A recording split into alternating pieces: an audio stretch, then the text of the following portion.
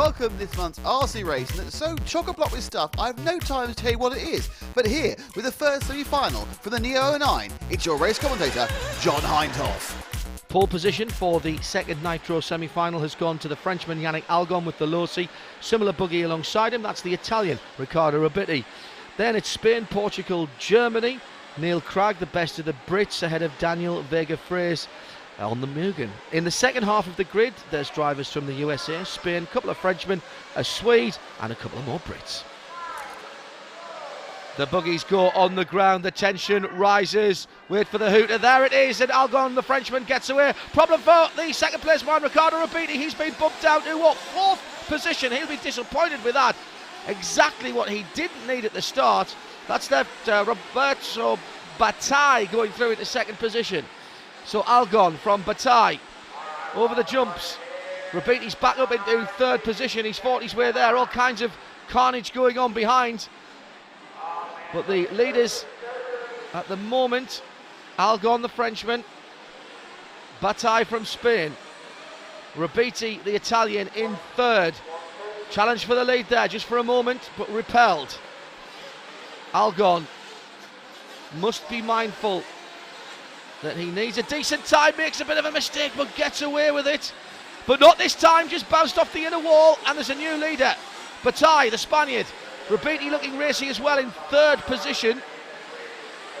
Great camera, that one. That shows you just how much hype these buggies are getting. You can control them by throttling on and off. Control the position of the buggy in the air so you land flat. Great battle is going on for fourth, but we can't take our eyes off the leader at the moment. Remember, the time is important. Top 14 from the 28 in the semi-finals will go through regardless of position. So the last thing you really want to be doing is battling if you're down at the bottom of the top 6 or 7. You want a clean run. These leaders, now this is much more sensible than we saw in the first semi-final when the leaders kept crashing into each other and costing each other time. Oh, the leader's gone! And the second place gone! And the third place gone! That is quite remarkable. At the same point on the circuit, they've all gone over. Let's have a look. There's the leader first of all, Algon, then Rabitti, and then getting caught up in it right at the end. The poor Marshal doesn't know where to look, where to go. About going left. Oh, there's one left. I better put it back on its wheels. Got a feel for Riccardo Rabitti there. He was in third place. He's dropped back now. That's allowed Neil Cragg to nip through. I think we need to just take a breath and take stock here. Bataille, the Spaniard, is leading. There he is in the mostly red buggy, just disappearing round that left-hander. Now, here's the scrap for second position. It's Algon, Cragg, and then Rabitti, I think. Yes, that is Rabitti. He has recovered to fourth position and looking to improve on that. Remind you again, it's not about where you finish, it's about the elapsed time. So scrapping with other people, not sensible unless you think you can get through cleanly and disappear.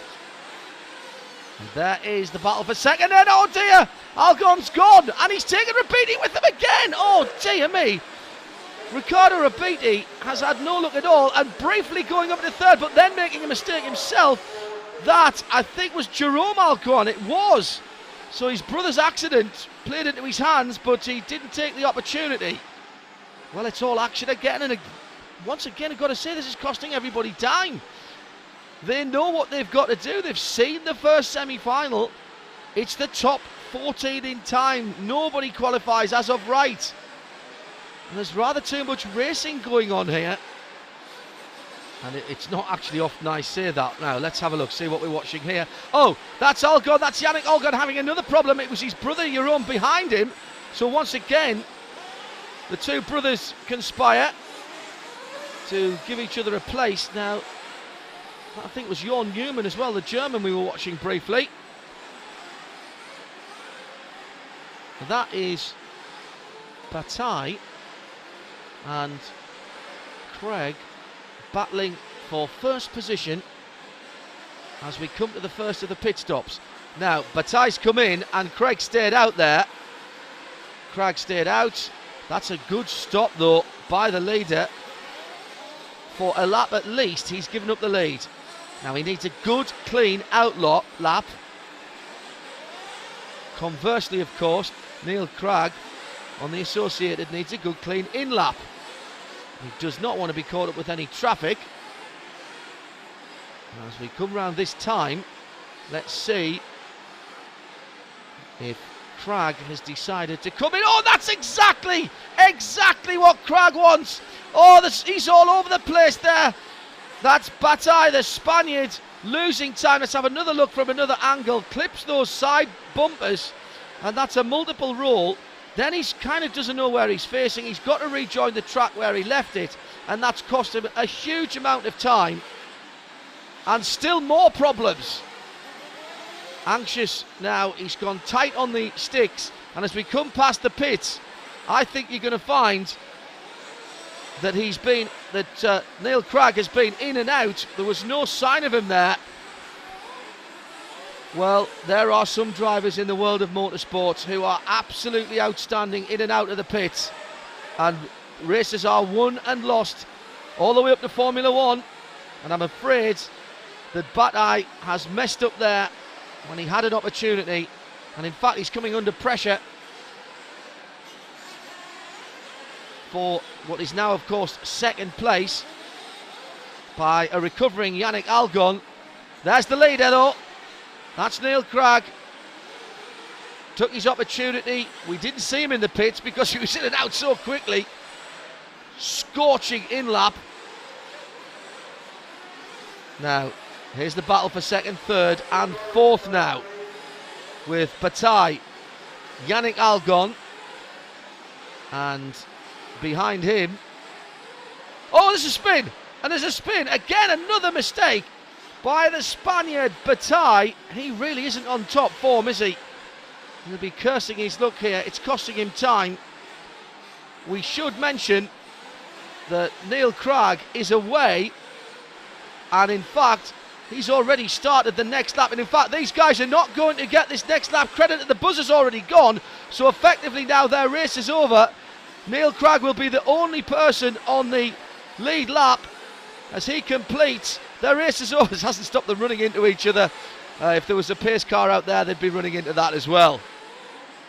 Now there is the man who is going to get the victory. It's the Brit, Neil Cragg on the Associated, and he has dominated this race. So here's the results then. We've finally sorted out that Neil Cragg is the winner. Rabitti from Bataille, Algon, Yannick that is, Richard Saxton up into 5th position ahead of Richie Gomez and Jerome Algon in 7th position. Now that's as maybe, because we have to do the workings out, put the times together with the first semi-final, and we'll find out how that pans out for the final a little later on in the programme.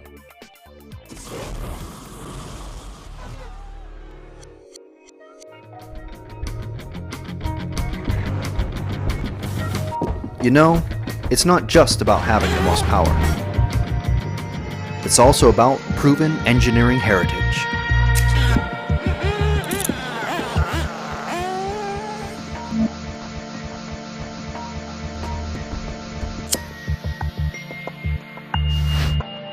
But you take all this power, channel it in the right way, now that's really something.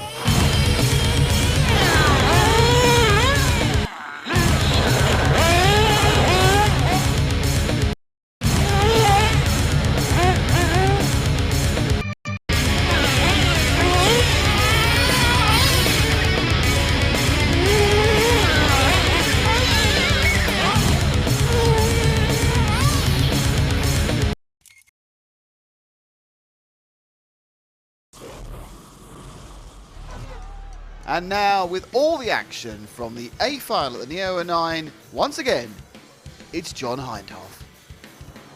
Well, there is Atsushi Hara's car on the grids. There is the man himself, and he is one of 7 drivers from the first semi-final who have made it through to the final. It's an exact split between the two semis. Remember, it was done on time, and there's the man with the fastest time of all, Jared Thibault. Darren Bloomfield in 2nd, Martin Bayer in 3rd position.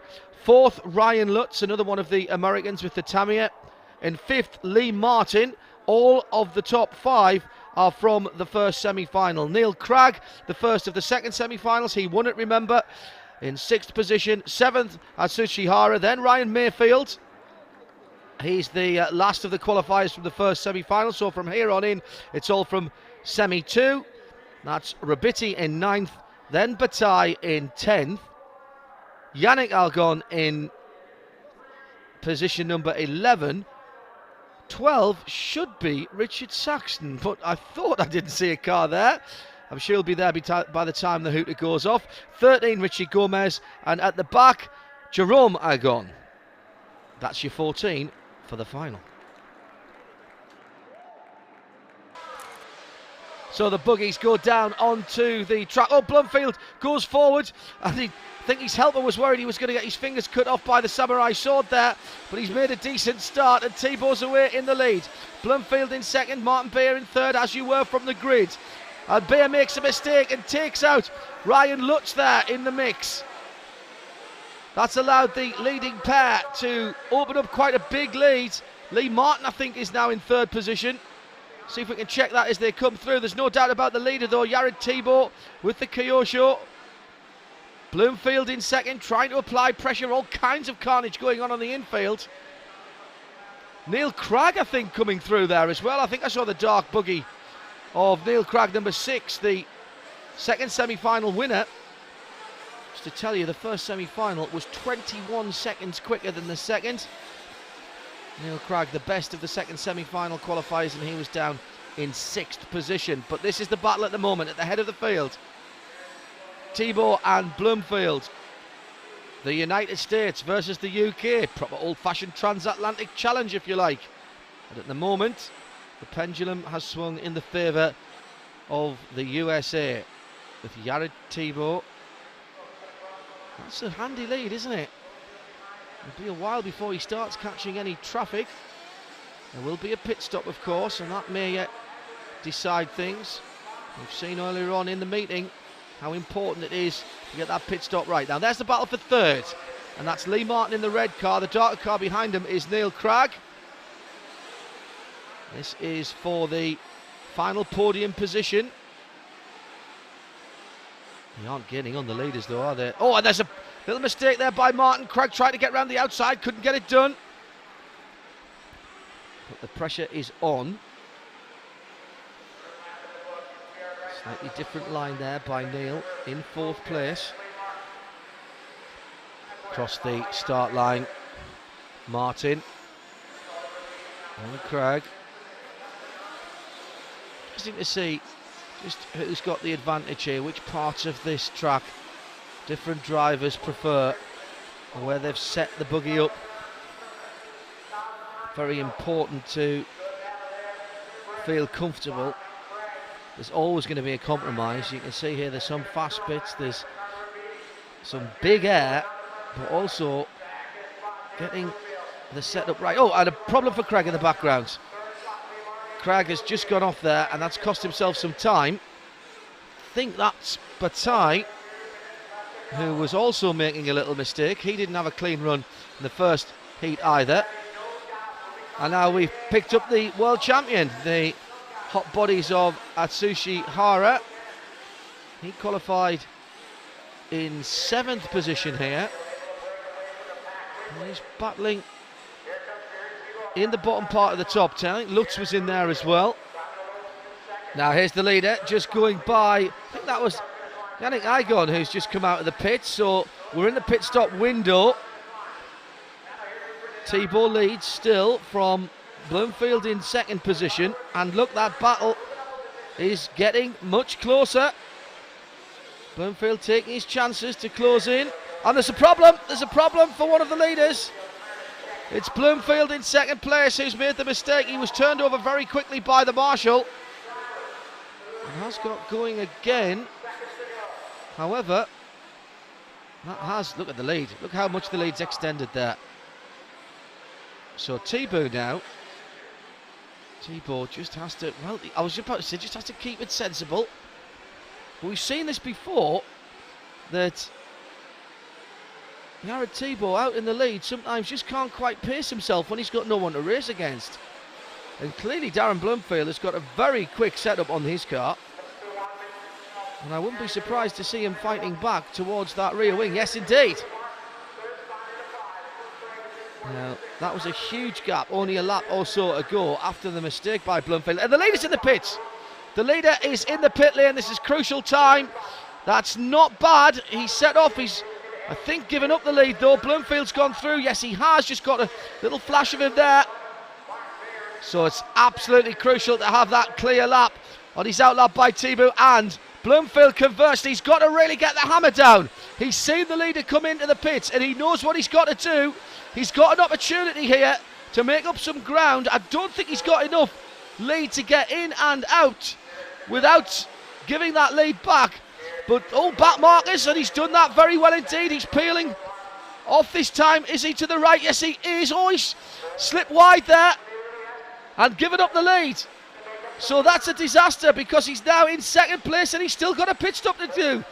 That was the pressure from Yared Tibu.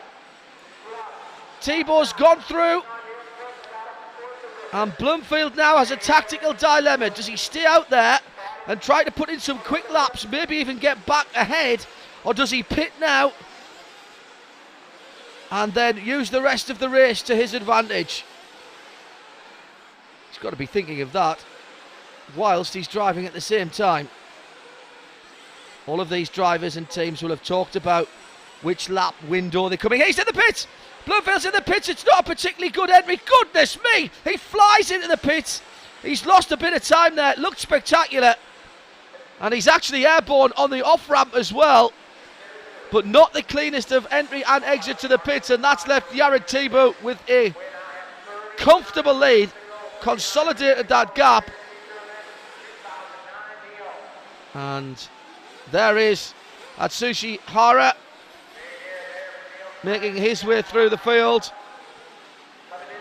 Somehow I think this is not going to be his weekend, but good to see the world champion has turned out for an event like this, and certainly there'll be plenty of stories to tell about the day that the world champion came down and raced here at Telford. And Hara's got a bit of a battle on his hands here, just outside the podium positions. It's Robert Bataille who's with him. Bright orange wheel discs, yellow wheel discs rather, on Bataille's buggy.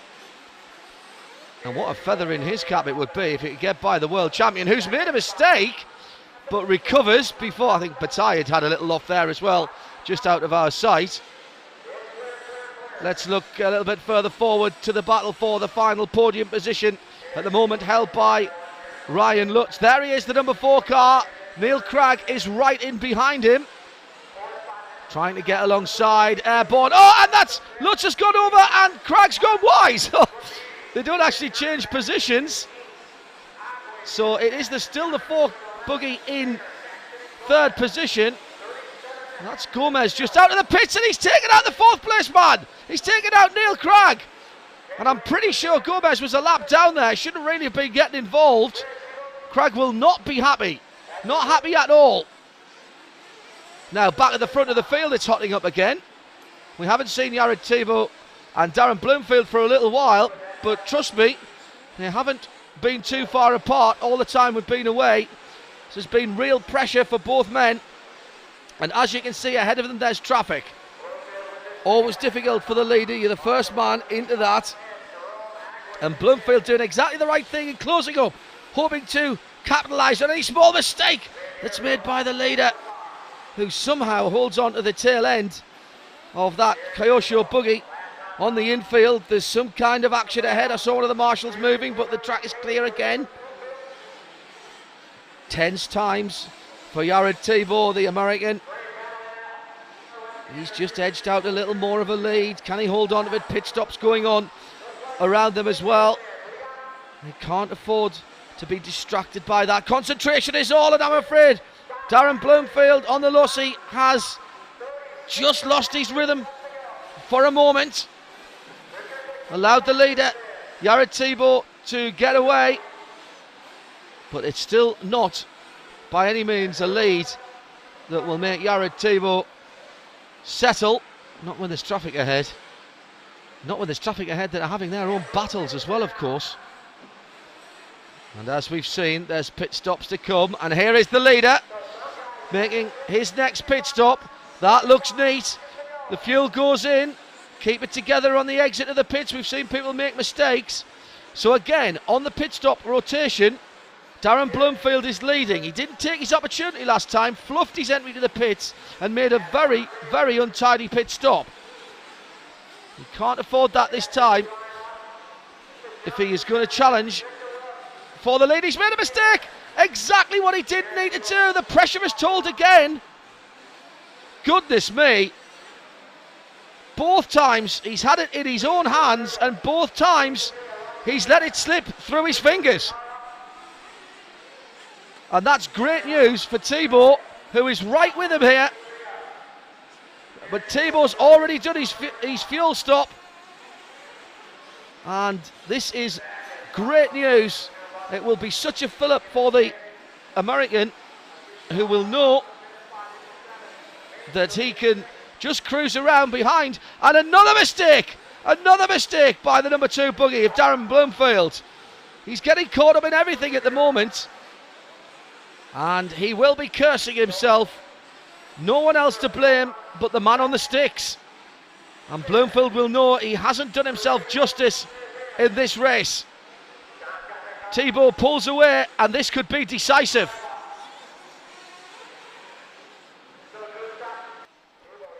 Here is Jared Thibaut, the leader. It's the last lap. And he has been not only the fastest and most consistent, but also I think the coolest customer here this afternoon. Made it count when he needed to. Good pit stops. And he will come through and take a very deserving win in a very good field that includes the world champion. Thibaut wins it. So it's congratulations to Jared Thibaut winning for the USA ahead of Darren Bloomfield from the UK, who had his chances, may well just be cursing his luck on those pit stops. Ryan Lutz won the battle for the final podium position, and behind him Rabiti, and then Yannick was the best of the Algon brothers. Well, Nick is down in the Parc Fermé area with a very cool Jared Thibaut, our winner. Yeah, Thibaut, congratulations. A hard-fought 45 minutes, certainly the first 10 or 15 where you were battling with Darren tooth and nail. Yeah, it was a long race, man, and it just kept dragging on, and Darren drove awesome, you know. It was fun. I've never really got to battle with him before, so that was really cool, and just was trying to just relax and stay calm. I knew I had to pit one more time, so I wanted to try to get a good lead so I could stay in front in the pit stop, and they'd have to try to catch me the whole time, so. Yeah, explain the fuel strategy, because you were running sort of 7.5 minutes, he was running 10. Is it because this sort of pit lane's very short, you haven't got the normal disadvantage in the fuel stop? No, I can't make 10 minutes. If I could, I would definitely do it, but when you get at that lean, I don't like the way it feels, and I crash a lot more, so I figured, you know, if I can just pit at 7.5, crash a little bit less, then it works out better in the end. Well, that's all we've got time for on this show, and indeed on this series, apart from our fantastic best of episodes, where you get to see all the top action from the series. The first one's next month, the second one's a month after. Look out for them on Motors TV and the interweb.